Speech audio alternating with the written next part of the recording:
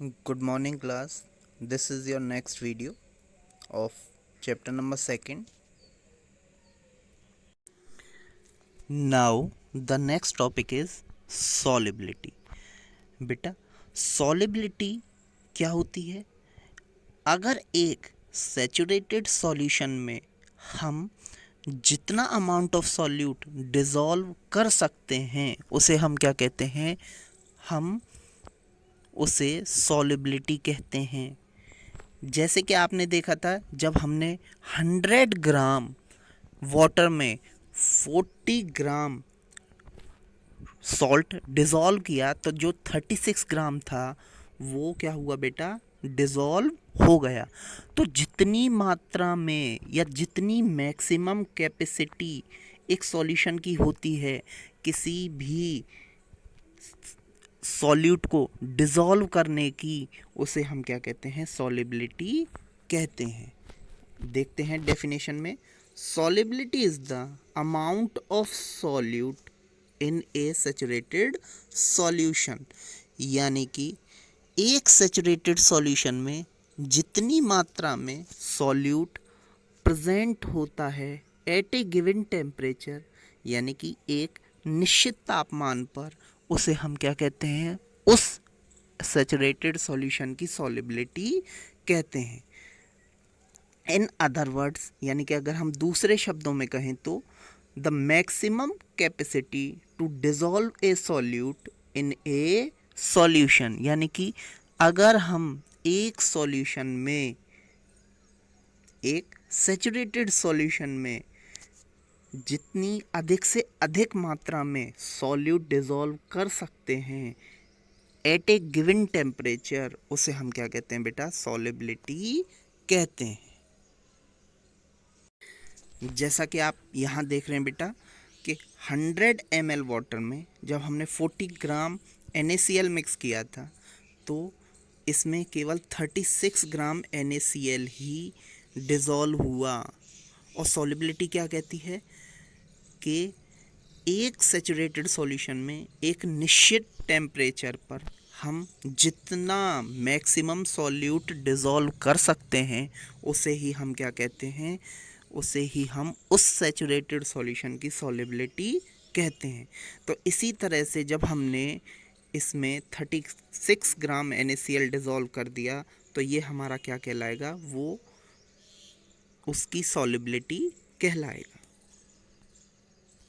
Solubility का बेटा formula क्या होता है? Mass of solute upon mass of solvent into 100। और इस पे जो बेटा हम न्यूमेरिकल हैं वो हम बाद में करेंगे। सॉल्युबिलिटी एंड कंसंट्रेशन पर हम जो न्यूमेरिकल हैं वो एक साथ करेंगे। Now the next topic is concentration. Concentration क्या होती है बेटा?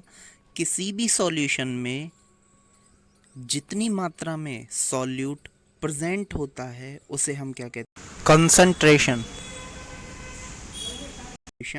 कहते हैं। Concentration is the amount of solute present in a given amount of solution, यानी कि किसी भी सॉल्यूशन में जितनी मात्रा में सॉल्यूट प्रेजेंट होगा उसको हम क्या कहेंगे बेटा? कंसंट्रेशन कहेंगे। जो सॉल्युबिलिटी है और कंसंट्रेशन है ये दोनों एक दूसरे से डिफरेंट है। क्यों? क्योंकि जो सॉल्युबिलिटी है बेटा वो एक गिवन सॉल्यूशन में लिमिट लगा देती है कि इससे ज़्यादा इसमें सॉल्यूट डिसॉल्व नहीं हो सकता, जबकि जो कंसंट्रेशन है ये केवल क्वांटिटी दिखाती है कि एक सॉल्यूशन में कितना सॉल्यूट प्रेजेंट है, क्योंकि कंसंट्रेशन जो है वो सॉल्यूशन पे लिमिट नहीं लगाती है। जैसा कि आपको बताया गया था, solubility is typically a limit to how much a solute can dissolve in a given amount of solvent. आपने देखा था बेटा कि जब हमने सैचुरेटेड सॉल्यूशन में NaCl डिसॉल्व किया था तो 100 ml वाटर में केवल 36 ग्राम ही जो सॉल्यूट है वो डिसॉल्व हुआ था। तो उसकी लिमिट कितनी हो गई बेटा, 36 ग्राम हो गई। तो हमारी सॉलिबिलिटी भी क्या है, it is typically a limit. तो ये एक लिमिट है कि जो ये बताती है that how much solute can dissolve in a given amount of solvent, यानी कि जितना सॉल्वेंट हमें दिया गया है उसमें कितना सॉल्यूट डिज़ोल्व हो सकता है। जबकि जो कंसंट्रेशन है it is the quantitative amount of solute dissolve at any concentration in a solvent, कि ये केवल क्वांटिटी रिप्रेजेंट करता है कि एक सॉल्वेंट में कितना अमाउंट ऑफ सॉल्यूट डिज़ोल्व हो। तो हम बेटा किस तरह से एक सॉल्यूशन की कंसंट्रेशन को रिप्रेजेंट करते हैं।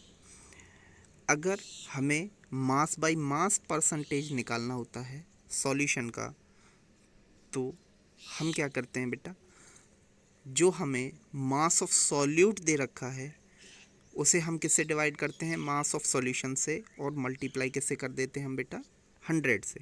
इसी तरह से अगर हमें मास बाय वॉल्यूम परसेंटेज निकालना है तो हम मास ऑफ सॉल्यूट को वॉल्यूम ऑफ सॉल्यूशन से डिवाइड कर देंगे और मल्टीप्लाई किससे कर देंगे बेटा, 100 से। इसी तरह से अगर हमें वॉल्यूम बाय वॉल्यूम परसेंटेज निकालना होता तो हम क्या करते बेटा, वॉल्यूम ऑफ सॉल्यूट को वॉल्यूम ऑफ सॉल्यूशन से डिवाइड कर देते और मल्टीप्लाई किससे करते, 100 से। जो हम न्यूमेरिकल करेंगे वो सॉल्युबिलिटी और कंसंट्रेशन दोनों के एक साथ करेंगे, तब आपको इन दोनों ही टर्म्स के जो फॉर्मूले हैं वो और अच्छी तरह से क्लियर होंगे।